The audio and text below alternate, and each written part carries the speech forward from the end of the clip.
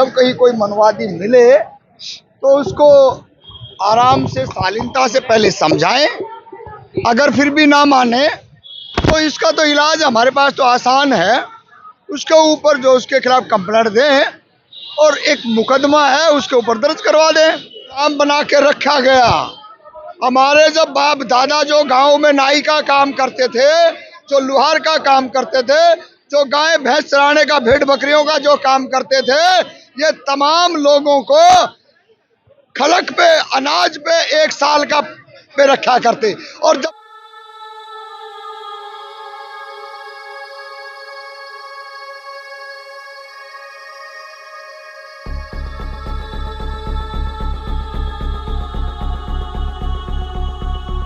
Sir रामफल जागड़ा जी हमारे साथ में है। सर, मनुवादी हमारे आंदोलनों में घुसकर उसको खराब करने की, अपने हिसाब से डालने की कोशिश करते हैं, क्या कहेंगे इस पर? देखिए, मनवादियों का इलाज करने के लिए तो बड़ा सरल सा आसान सा तरीका है। जब कहीं कोई मनवादी मिले तो उसको आराम से शालीनता से पहले समझाएं। अगर फिर भी ना माने तो इसका तो इलाज हमारे पास तो आसान है। उसके ऊपर जो उसके खिलाफ कंप्लेंट दें और एक मुकदमा है उसके ऊपर दर्ज करवा दें। क्या मुकदमे से तो डॉक्टर रितु सिंह भी जूझ रही हैं, उन्होंने भी कंप्लेंट डाल रखी है, चार्जशीट भी हो रखी है, लेकिन सविता राय को गिरफ्तारी नहीं किया जा रहा। उसको तो बीजेपी सम्मानित करने पे लगी हुई है। हाँ, ये बात आपकी बिल्कुल ठीक है। उसको सम्मानित करने के लिए क्या, उसको तो सम्मानित कर दिया है। और ऐसे ही मानसिकता के जो लोग हैं उसके लिए आज एक छोटा सा टेलर है दिल्ली यूनिवर्सिटी गेट पे, और वाइस चांसलर जी को यहाँ पे मिलने के लिए भी गए थे, लेकिन उनसे मुलाकात नहीं हुई। तमाम इस देश के लोगों को, बहुजन लोगों को इस बात को सोचना चाहिए कि हर दिन एट्रोसिटी क्यों होती है। जब थाने तहसीलों में जब हम जाते हैं तो वहां पे भी वही लोग बैठे हैं जो लगातार इस मनुवाद को, इस ब्राह्मणवाद को आगे बढ़ाने का काम करते हैं। मैंने ब्राह्मणवाद क्यों कहा है? क्योंकि हर चौक चौराहे पे जहाँ दलितों की बस्ती है और जहाँ पे ओबीसी के लोग रहते हैं, उनके 10-10 कदमों पे मंदिर मिलेंगे। मैं इस देश की टॉपर यूनिवर्सिटी पे खड़ा हूँ आप लोगों के सामने, और मैं अभी 5 किलोमीटर का चक्कर लगा के आया हूँ।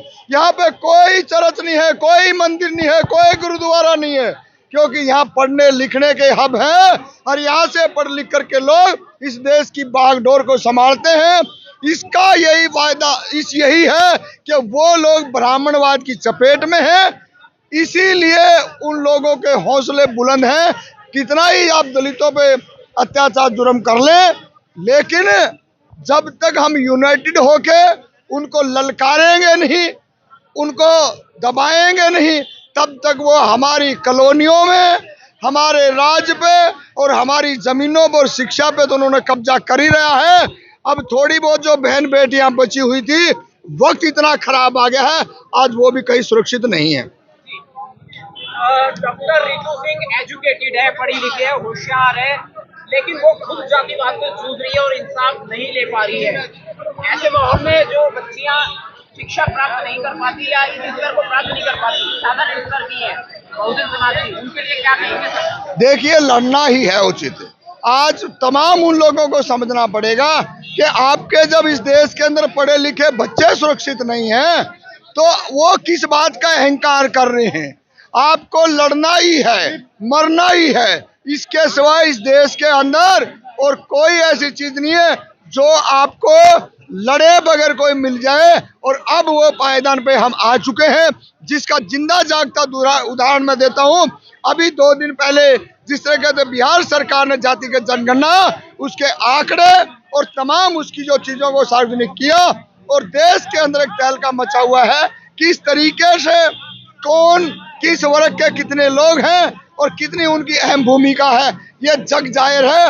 आज हमारे पास 100 साल के बाद में, चौथी पीढ़ी के बाद में यह हक अधिकार हमने मिला है कि किसी भी तरीके से हम एकजुट हो। 85% और 3% जो लोग हैं या जो 1.5% जो लोग हैं, वो इस देश के अंदर अपने मंसूबों में कामयाब नहीं होने पाए, जिसके लिए हमको एकजुट होना पड़ेगा और दिखाना पड़ेगा कि ये देख लिए बिहार के अंदर अति पिछड़ों की संख्या क्या है और इस देश के अंदर हम टोटल आबादी कितनी है। हक, हर चीज पे हम अपना हक अधिकार लेके रहेंगे। संख्या बल में तो हम जरूर जाना है, लेकिन यूनिटी में बहुत पीछे हैं उनसे जो अगड़े हैं। क्या कहेंगे सर? नहीं आंकड़े संख्या में आपका सवाल दोहराइए एक बार। संख्या बल में हम ज्यादा हैं, बावजूद उनके हम कमजोर हैं, और जो अगड़े हैं वो मात्र 15% हैं। मानसिक गुलाम बना के रखा गया। हमारे जब बाप दादा जो गांव में नाई का काम करते थे, जो लुहार का काम करते थे, जो गाय भैंस चराने का, भेड़ बकरियों का जो काम करते थे, ये तमाम लोगों को खलक पे, अनाज पे 1 साल का पे रखा करते। और जब ये अनाज लेने जाते थे तो इनको कहा गया था कि पहले उन कमीनों को हटाइए। आज ये हमारे ओबीसी के लोग इस चीज को भूल चुके हैं, क्योंकि ये शहरों में आगे हैं। वो शहरों में आके क्या बन गए? पाल गडरिया बघेल, जांगड़ा साहब, शर्मा जी, वर्मा जी, पता नहीं कितने कितने उल्टे पुल्टे नाम कहां से लेके आ गए। अरे तुम इस देश के अंदर अगर वर्ण व्यवस्था में जाओगे तो सुधर हो, लेकिन वही जो दलितों के, पिछड़ों के जो मसीहा हैं, उन्होंने इस बात का संकेत दे दिया है और स्पष्ट कह दिया है कि अब आपका काम है। चाहे हम बिहार से देख ले और चाहे यूपी से। अगर यूपी से देखे तो हम काशीराम जी को नहीं भूल सकते, और बिहार से हम लालू जी को, इस देश का बब्बर शेर, जिन्होंने हर जगह पे अपने आप को आग में डालने का काम किया। और कभी भी आरएसएस और बीजेपी जितना सताया, एक जगह ना झुका, ना बिका और ना डरा। जेड़े काटनी मंजूर थी लेकिन कभी डरे नहीं। वही बहन मायावती ने जब सत्ता में थी तो तमाम तरीके की यूनिवर्सिटियां बनाई, तमाम तरीके की जमीनों के अंदर जमीनें दिलाई और तमाम तरीके के राजनीतिक हिस्सेदारी के अंदर आगे बढ़ाने का काम किया। हम नाई हैं, हमारे अंदर न्याय करने का चरित्र है। अरे वो जनेऊ धारी, वो आधी चड्डी वाले, खाकी चड्डी वाले, वो क्या जाने इस देश में न्याय करना। ये तो हम लोगों का कर्तव्य है। हम लोगों को आगे आना पड़ेगा, तब जाके इस देश के अंदर न्याय मिलेगा। कोई ब्राह्मण बेटी के साथ ये होता जो डॉक्टर रितु सिंह के साथ हुआ है, तो परिणाम क्या होते? देखिए परिणाम सीधे हैं। पूरा सिस्टम में उनके लोग बैठे हैं, उसको न्याय मिलता। आज हमारे लोग सिस्टम में नहीं है, उसी का खामियाजा हम लोग दर दर की ठोकर खा रहे हैं। और कम से कम भी आपको बता दूं, इतने लंबे धरने प्रदर्शन चलते हैं, आखिर में वो आंदोलन सामाजिक न्याय, राजनीतिक में परिवर्तित हो जाते हैं। लेकिन 20 साल का मेरा रिकॉर्ड है, 20 साल तक जितने धरने प्रदर्शन आंदोलन हुए हैं, एक कोई सिंगल परसेंट आदमी बता दे कि उसको न्याय मिला है। न्याय के लिए खून बहाना पड़ता है, कुर्बानियां देनी पड़ती हैं। अब ये देख लीजिए आपने करना क्या है। इस व्यवस्था को कैसे परिवर्तन करोगे आप? देखिए ये व्यवस्था बड़ी आसान है। गांव स्तर पे जाकर के जो लोग हमारे वनवादियों की जो चपेट में हैं, उनको एक ही बात बतानी है, कोई बड़ा फार्मूला नहीं है कि आपको जो वहाँ पे जो पत्थर की मूर्ति है, वो मूर्ति बनाने वाले हम हैं और कोई लोग नहीं हैं। हम उसको पैरों के नीचे भी रखते हैं, उसको उठल फुटल के भी देखते हैं, और उसके बाद में हम ही उस मंदिर की जगह पे उसको स्थापित करते हैं। और फिर हमारे को क्या बनाया जाता है, डराया जाता है कि चंदा भी हमारे से लेते हैं और हमारे आने वाली पीढ़ी को गुलाम बनाया जाता है। वो मंदिरों से छुटकारा जब मिलेगा, जब स्कूल कॉलेजों में हमारे बच्चे जाएंगे, तब वो पढ़ लिख करके इस बात को बोलना सीखेंगे, लिखना सीखेंगे, तब जाकर के कहीं कोई परिवर्तन आ सकता है।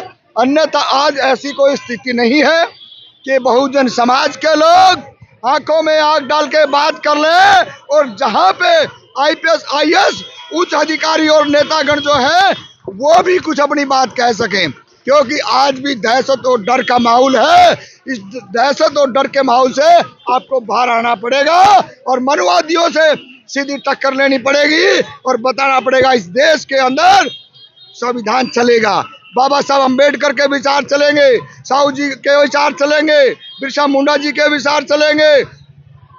और विचारों से उठ के हमारे देश में 3 राष्ट्रीय पार्टियां हैं, भाजपा, कांग्रेस और बसपा। 2024 में किसके आने के संकेत हैं? बहुजन समाज पार्टी के आने के पूरे चांस हो रहे हैं। देखिए, ये तमाम जो लोग हैं, चाहे वो आज चाहे इंडिया गठबंधन की बात कर रहे हो, चाहे डरे हुए लोग हो, ये समझने का विषय है कि कम से कम आप आज इस बात का चिंतन मंथन करना चाहिए कि जो लोग कांग्रेस की तरफ जाने की बात कह रहे हैं, जो मायावती जी चुप रह रही है, साइलेंट रह रही है, उन्होंने भी अपने पत्ते खोलने चाहिए। और अगर हम नहीं आ पाते हैं तो डंके की चोट पे और मुखरता से अपनी बात रिटर्न में लें और कितनी राज में हिस्सेदारी दे रहे हैं। क्योंकि आज मैं ये कह दूं आपके सामने कि हम पूर्ण बहुमत से हम ताकतवर हैं। आज बहुत सारे लोगों ने हमारे को कमजोर किया हुआ है, मानसिक रूप से, आर्थिक रूप से, जिसका जिंदा जागता उदाहरण है बहन मायावती जी को इतने बहुमत से जीतने वाली आज एक सीट पे खड़ी है। ये ब्राह्मणवादों, जब जो ब्राह्मण उस पार्टी में है, जो परशुराम की जयंती मनाते हैं, परशुराम की बातें होती हैं, तो वहां पे हम कहां से कहां पहुंच जाते हैं। ये अभी बहुत सेक्रेट रखने की बात है। आचार संहिता लगने दीजिए और सबके पत्ते खुल जाएंगे, सब बता देंगे। कांग्रेस के गन पॉइंट पे ये कहेंगे कि इतनी सीटें धरो या मरो। दूसरे लोगों से ब्राह्मणवाद खत्म करने की बात कहते हैं, लेकिन आपके समाज में अभी हिंदू व्यवस्था के हिसाब से, मानी ब्राह्मण व्यवस्था के हिसाब से समाज का कायम चल रहा है। और कुछ लोग, बहुजन समाज के लोग अपने मातृपितृ को स्वर्ग में खिला रहे हैं, कौवा के माध्यम से चावल खिला रहे हैं और दही बल्ले खिला रहे हैं। क्या कहोगे? देखिए, ये तो रूढ़िवादी जो लोग हैं ना, उन्होंने ये परंपराएं चला रखी हैं और धीरे धीरे आज जो युवा पीढ़ी है वो इस बात को समझ रही है। जो हमारे को जीते जी पानी नहीं पिला सका, वो नालायक हरामजादे हमारे दादा को क्या स्वर्ग में खाना भेज देंगे। अरे उन्होंने अपने कमाने के धंधे, अपनी औलादों को पढ़ाने के धंधे ये बना रखे हैं। आपके माध्यम से तमाम उस देश के लोगों को कहना चाह रहे हैं कि आप किसी पाखंडी के चक्कर में ना पड़े। आप अपने दिमाग से सोचे। कथागत गौतम बुद्ध ने कहा था, अपना दीपक आप बने, इससे ज्यादा और कोई नहीं है। पाखंडवाद हारेगा, बुद्धवाद जीतेगा। की कोशिश करते हैं कि जब तक मानसिक गुलामी से हम बाहर नहीं निकलेंगे तब तक हम विकसित नहीं हो सकते। बिल्कुल, ये आपके बिल्कुल सत्य है। मानसिक गुलामी से हम लोग बाहर निकलना पड़ेगा।